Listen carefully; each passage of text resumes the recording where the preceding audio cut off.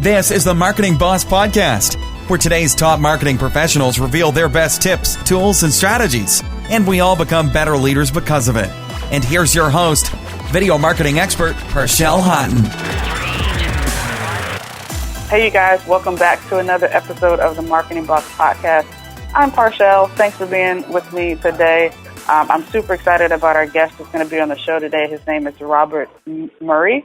I said that right. Robert Murray. And you guys are going to really enjoy some of the things he's going to share with us today. Before we get into that, I want to thank those who connected with me so far on social media. If you'd like to connect, find me Parshell Houghton on Facebook, LinkedIn, and Twitter. Also be sure to join our private LinkedIn group called the Marketing Boss Club. That's where marketing professionals like you and me can collaborate and grow together. So definitely check it out, the Marketing Boss Club on LinkedIn. With that said, we're going to jump into the interview. I want to introduce you guys to Robert. I came across Robert on LinkedIn, and I wanted to share with you guys a little bit about him. I really like his missions at Intrigue Media. That's the company that he's the co-founder of. And he says that if we help people get noticed and get attention, they have a bigger voice and more influence over their own destiny and how they can strengthen their community. Robert is focused on creating strategy and purpose, and his experience has given the opportunity to understand how sales and marketing have a very crucial relationship together. And if that relationship is strong, then they have a chance to be successful. Thank you for being here, Robert. Welcome to the show. Thanks so much. My pleasure. Absolutely. So let's just dive right in. Tell me how you got into this wonderful world of marketing. Well, I mean, that's a pretty long story, but I'll try to keep it short. Okay. I'm not sure what it was, but I think when I was 12, I read my first business book, and I know it's kind of weird, I have to admit it, but it was a biography by Lee Iacocca. Oh, wow. I don't know if you know who that is. 12? What's that? I said you were 12? You were at 12 when you read Yeah, that 12 years old. I read a autobiography of this guy, Lee Iacocca, right? He was the president and CEO of Ford for a while. Anyway, it turns out many years later, he really isn't that good of a leader, because when he left Ford, the whole organization crumbled. But when I was 12, I thought he was pretty cool. So anyway, I read that book, and then I got bit by this entrepreneurial bug at some level. I'm not sure how, but I started my first business when I was in the same year when I was 12, and it was called Rainbow Computer Games, where we sold one game called Fortune Teller for $7, which gave you a list of options from 1 to 100. You pick a number, tell you your fortune. It wouldn't change. It would just be the same thing every time. But we included 100 freeware games, and back in the day, freeware games were on CDs and that kind of thing. And I just really have always been interested in helping people make money, and I've always been interested in sales. I started a T-shirt company when I was in grade 10, so I was 15 years old. Wow. And we're trying to sell T-shirts to our classmates in school, but when you're in high school, who wants to buy a T-shirt from another kid in high school? So we worked with the administration of the high school and got them to agree to us sponsoring a series of fire drills. And then we created a whole bunch of signs that said the name of our company, which was Moo Van Bugle, random naming. But remember, we got you out of class. And we did that 4 times throughout the year, and people loved it. So they bought our T-shirts. They didn't wear them, but they liked getting out of class. So I don't know what it is, but I've always liked to come up with creative ideas to help people market their business better. And I find as I've grown up and experienced all these great businesses, a lot of people have really cool stuff. They're doing really cool things, but they don't necessarily know how to get the attention of people so that they can be successful in what they're doing. Yeah, and that drives me. I think that's really cool. Yeah, and it's great because there's a huge need there as well. I mean, I definitely believe that in business, and as demonstrated in your stories, that we're in business to serve other people and to help them. You know what I mean? So without the people to serve, and there's with no problem to solve, there's nothing to do. So that is really, really exciting. So tell us about then Intrigue Media. What do you guys do there? Yeah, so at Intrigue, we help people get noticed and found. We realized in 2010, we read this really cool book. It's called Marketing Myopia, and it was published by the Harvard School of Business. It's tiny. It's it's not much taller than a Samsung or an iPhone, and it just, maybe the size of your hand, and it's maybe 50, 60 pages. But It's a book about businesses understanding the business they're in. And it talks about like train companies thought they were in the train business, but really they were in the transportation business. And because they got it wrong, they didn't adapt to roads and cars, even though they were in the best position to do that. And so we thought to ourselves, because we started our business with a network of digital out-of-home televisions that play in high-traffic consumer environments as like a alternative ad medium to, say, the local newspapers and radio stations inside communities across Ontario. We thought, you know what, we're not really in the TV business. We're not in the digital out-of-home business. What business are we in? And we realized we're in the business of attention. And so as we sat down with our clients over time and asked them, you know, what kind of things are you doing to get attention and what do you want to learn about? People kept saying to us, and this is in 2008, 2009, 2010, well, you know, I want to get to the top of Google. Or what's this Facebook thing all about?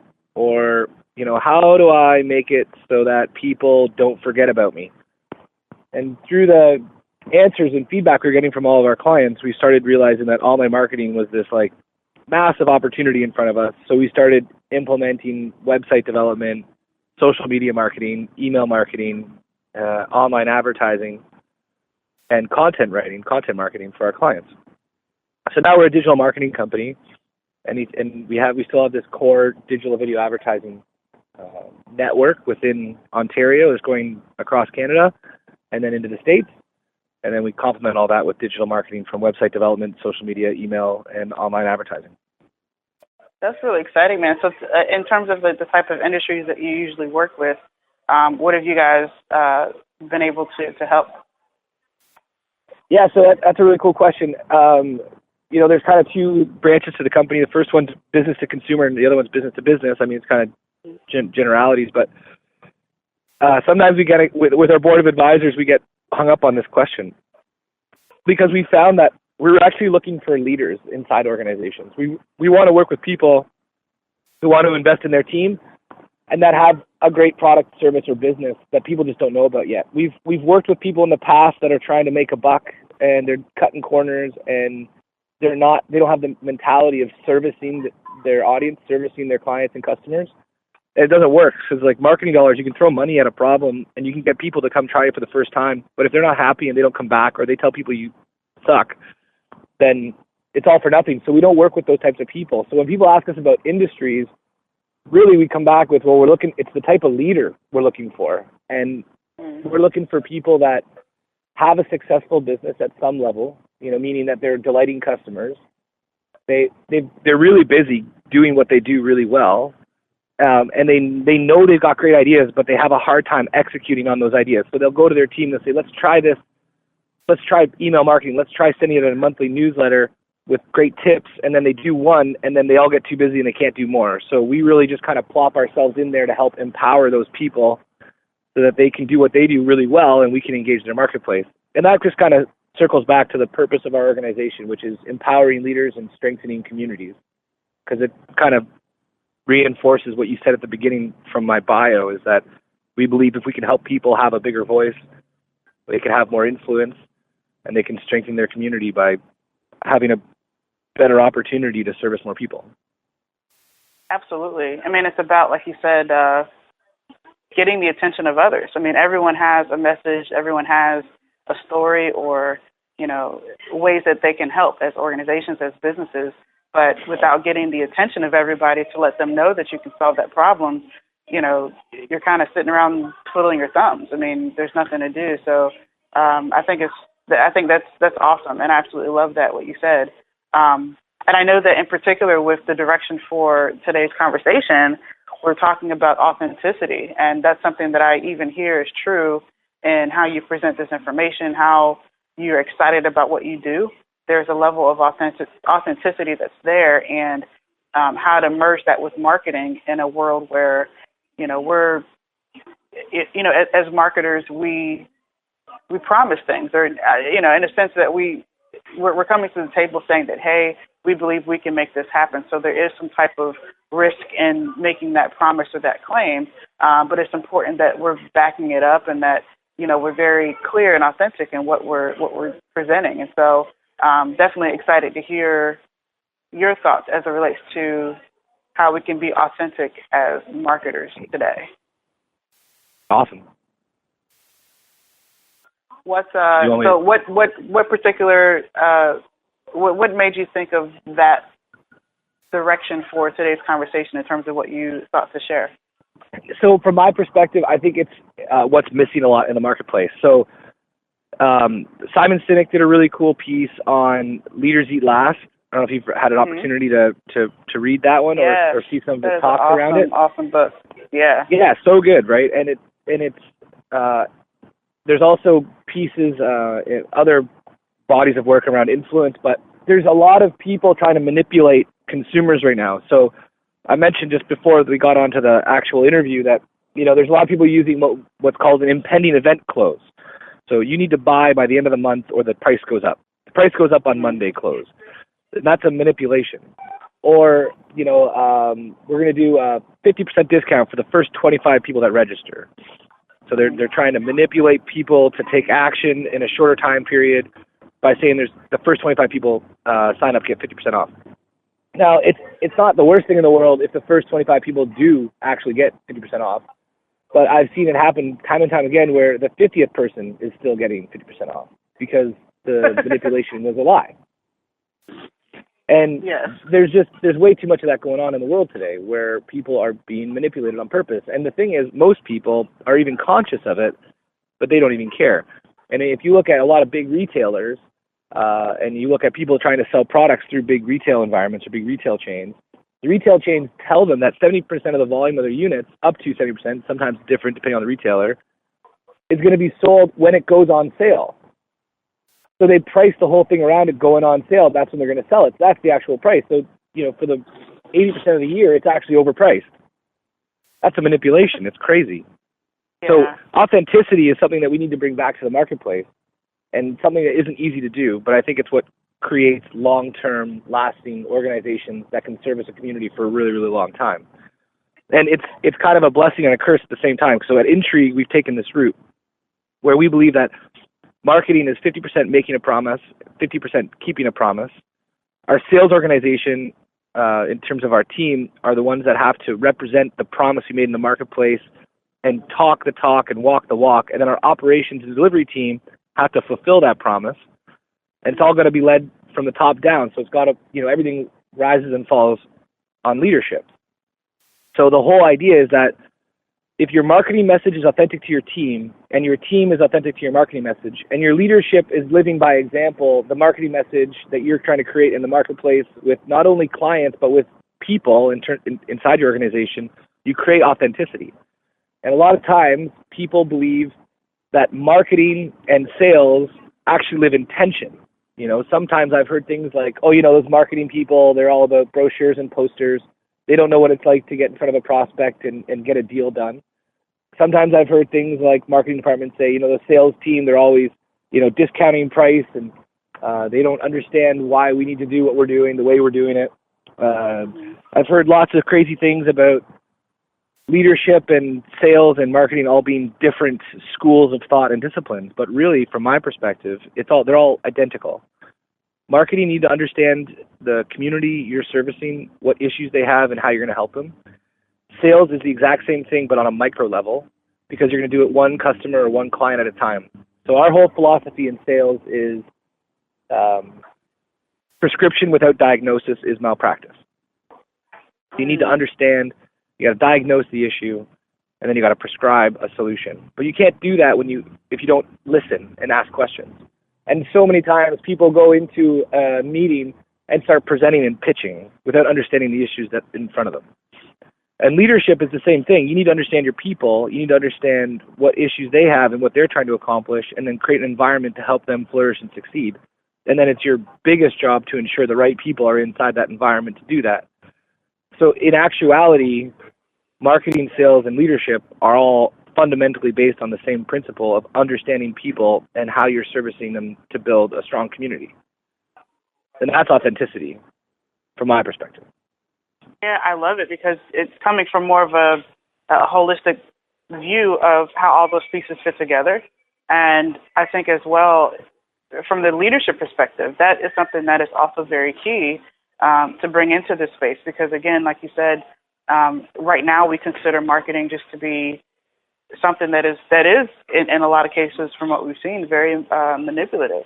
So a quick question from that then. So when it comes to, because most of the, from what we've been taught as it relates to, putting out these offers as a way to, not knowingly or knowingly manipulate, the reason for that has always been to create a sense of urgency. But what I hear from you then is that if we know the problem, and we're pitching or presenting a solution to that specific problem, then if the person wants that problem solved, then we don't have to manipulate.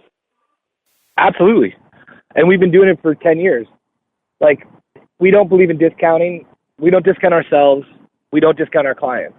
Margins are tight as they are. The world is a competitive place. I don't believe we can afford giving away profits, because then you don't have a sustainable company. And maybe that's where all the urgency comes from, because everybody's discounting up front. They get all these discounted consumers, and then they got to discount again so they can get cash flow, and I don't understand it. But when we do a marketing campaign, so there's a couple of things we believe in. First of all, you can't just, another one, like Simon Sinek, big fan of the guy. He wrote the book Start With Why.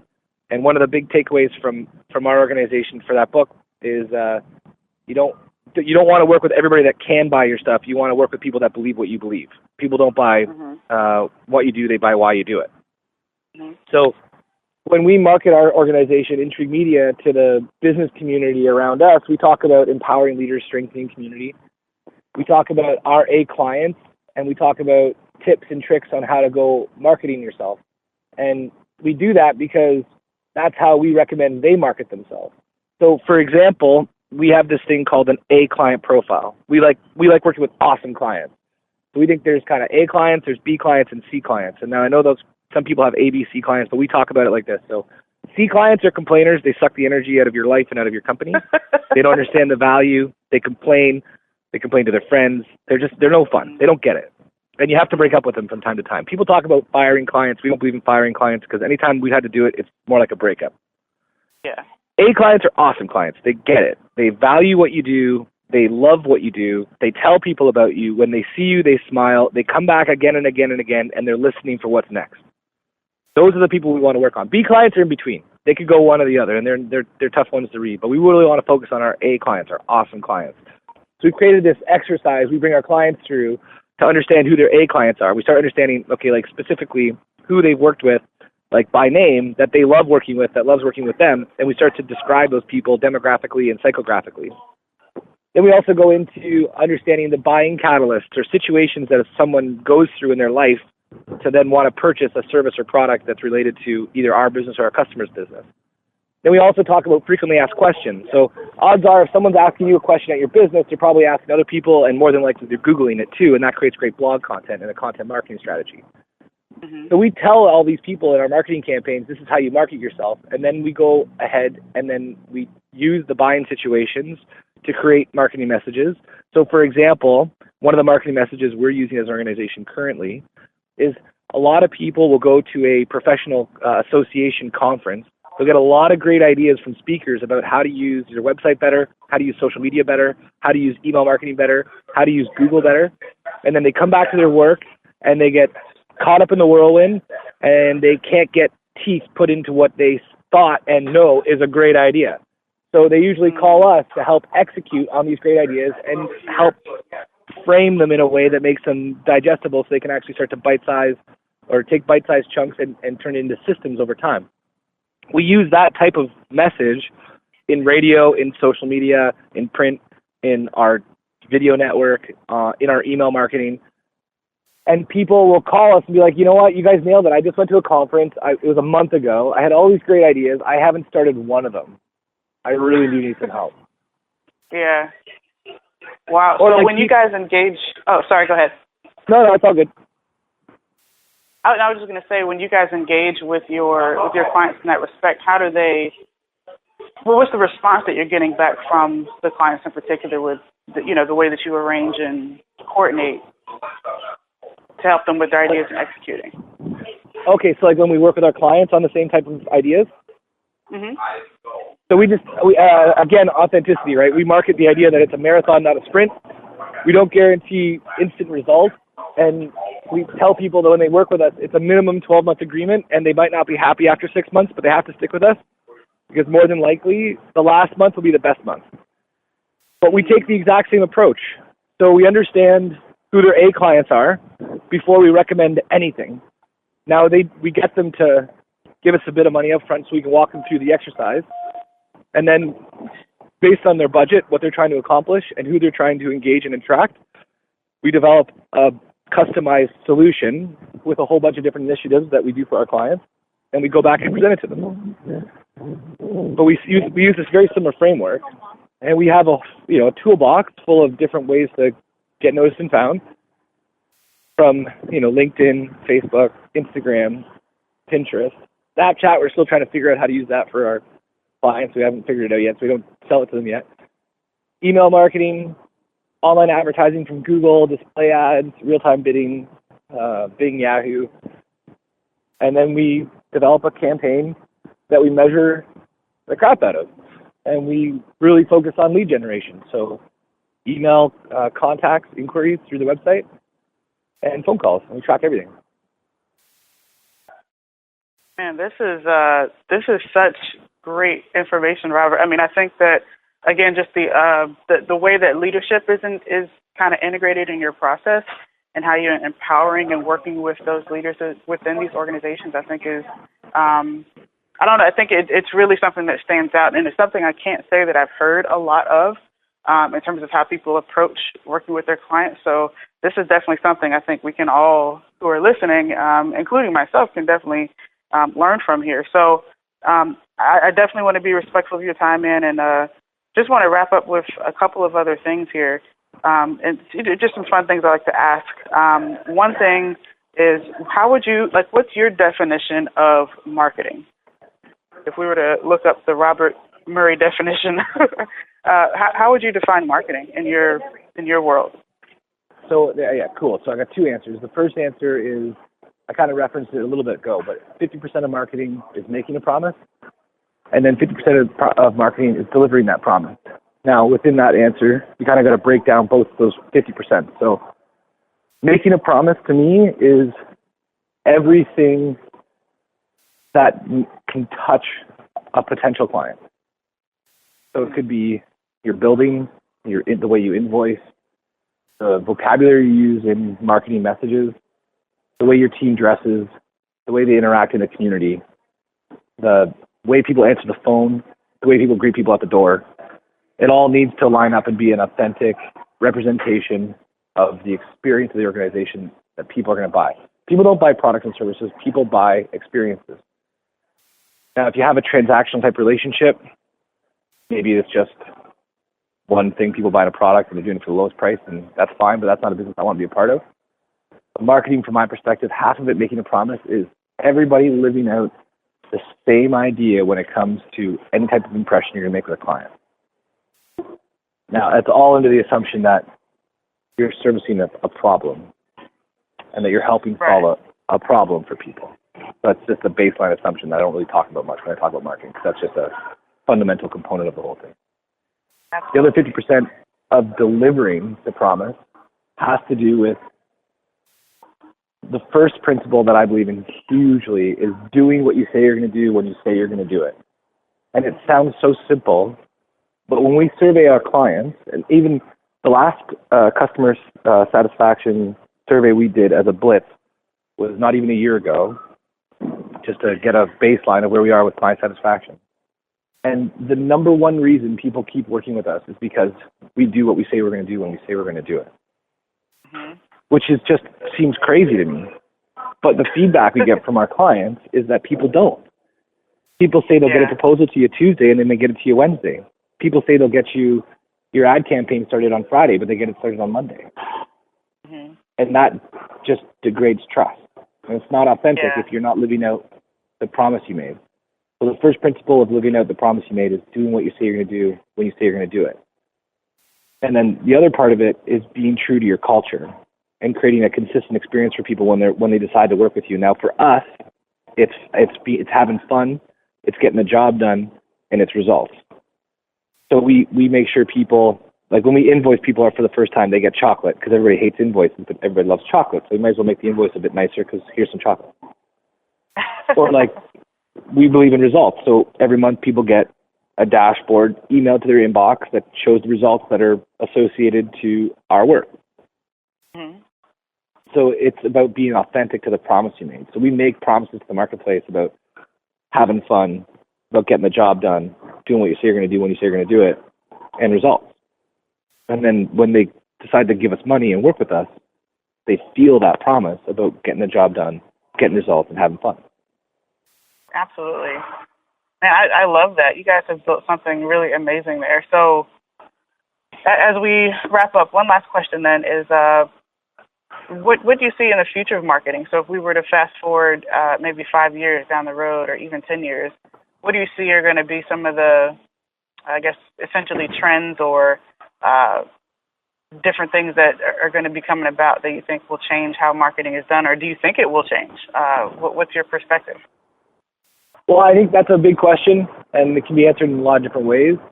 So, I think it's going to change, philosophically, because the people that are racing to the bottom it's a rat race, and they're going to eat each other. Mm-hmm. And the people that are looking to find margin are going to be looking for ways to add value and maintain a level of gross margin and price in the marketplace. So I think we're going to see a divergence away from the middle of the market. I think you're going to see a lot of discount brands and a lot of premium brands, and I don't think there's going to be a lot in between, but that's just my subjective opinion based on kind of my experience. But in terms of channels of communication, I mean, Gary's probably got some good insight on that. He's always looking for cheap digital real estate and how to get attention. Gary Vaynerchuk's really, really good at that. That's kind of his wheelhouse. But in terms of from my perspective, I really do, that authenticity in business is going to have to become more real. And for a number of reasons. The first main one, though, is I hear a lot of people talking about millennials being disloyal and not engaged in the workplace. And the whole thing is crap from my perspective, because we got millennials working in our workplace, and they're engaged as shit. They love coming to work. They love helping their clients. They work harder than most people I've ever seen in my life. It's not about millennials being disengaged, it's about leadership being disengaged. And people say, how do I engage these millennials? How do I get them engaged? I'm like, well, engage them, ask them. People aren't doing that kind of stuff. And so I think if leadership steps up and organizations become more authentic, they'll become more successful. And Parshell, there's one thing I got to say before I let you go. We're doing all of this because we're trying to build a business that exists without us. And we just think this is the best way to do it. A lot of people ask us, are you building a business to sell or are you building a business to keep? And I said, well, that's kind of, I think from my perspective, it's the same question. Because a business worth keeping is a valuable business for sale. I don't really understand the idea of trying to sell a business without trying to make it worthwhile, unless you're inflating something and you're becoming inauthentic and you're lying to your team. And I don't know, that seems crazy. But our whole philosophy is to build an organization that has 0% dependency on the founders. It's just going to take a long time. Yeah, it takes a lot of work, systems, getting all your stuff. Yeah, that it's a lot of work, but it's and inspiring people to be better. Yeah, I mean that's what leadership is. That's it. So man, I wish we could talk more. Maybe we will. This has been really great, Robert. Yeah, let me know let the audience know where they can reach you if they want to chat with you more, get more information. Sure. It's 8 years ago I started our Intrigue Media Twitter account, but now just last Saturday I started my own, so you can follow me at I am Rob Murray. It's the letter I, letter M, Rob Murray, and then you can also get me on LinkedIn, and you Google Robert Murray, and I'm usually one of the top guys that'll show up anyway, or LinkedIn search Robert Murray. Intrigue Media is the website, or intriguemedia.ca or intriguemedia.com. That's usually the best way to get a hold of me or follow me. Okay. Well, that sounds great. Thanks again for being with me today, man. This is a really, really great conversation. Parshell, I really appreciate everything you're doing and, connecting people and sharing ideas like this. And if anything, this is going to help everybody get better. And I'm looking forward to listening to more of your podcasts. Sounds good, man. Well, thanks again, you guys. Thanks for tuning in. This does it for this episode of The Marketing Boss. Take care, you guys. Thanks so much for listening to the Marketing Boss Podcast with your host, video marketing expert, Parshell Houghton. We'll catch you next time.